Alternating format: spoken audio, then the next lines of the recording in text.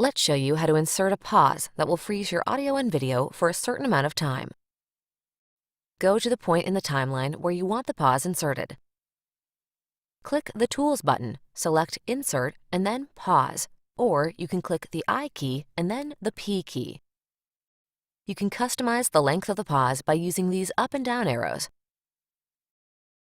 You can preview what the pause will look like by clicking on the Preview button here.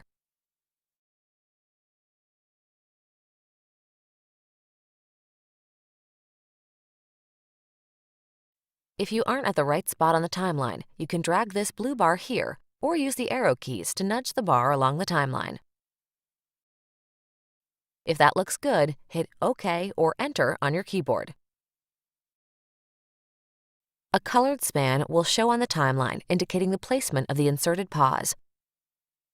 If you want to remove the pause, you can go back to that spot on the timeline. Click this icon, which will bring up a menu with another icon you can press to remove the pause, or adjust the length of the pause using these arrows.